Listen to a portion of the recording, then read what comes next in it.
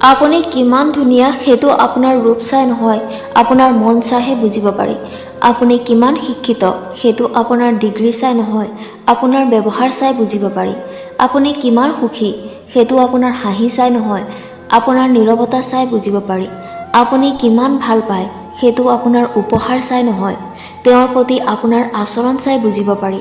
মানুহ হেৰাই যায় মৃত্যুত, সুখ হেৰাই যায় দুখত, প্ৰেম হেৰাই যায় অভিনয়ত, আৰু বন্ধু হেৰাই যায় অহংকাৰত।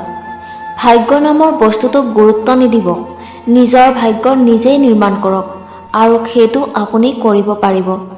জীৱনত সকলোকে গুৰুত্ব দিয়ক, কাৰণ যিজন ভাল সেইজনে আপোনাৰ লগ দিব আৰু যিজন বেয়া সেইজনে আপোনাক শিক্ষা দিব।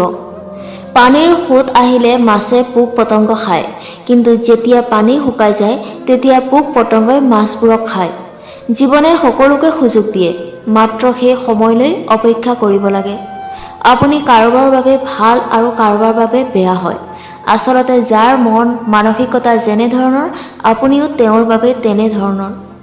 খালী হাত আৰু কৰ্মহীন জীৱনে আপোনাক যি শিকাব পৃথিৱীৰ কোনো কিতাপ বা কোনো পুথিয়ে আপোনাক সেইটো শিকাব নোৱাৰে।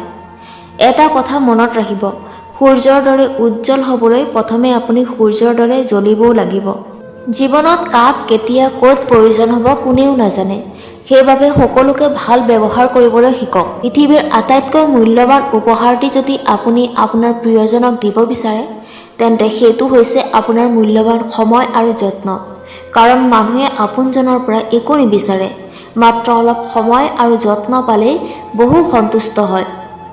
ধনীসকলে বিচাৰে টকা, দুখীয়াসকলে বিচাৰে খাদ্য আৰু মধ্যবিত্তীয়ে বিচাৰে সন্মান।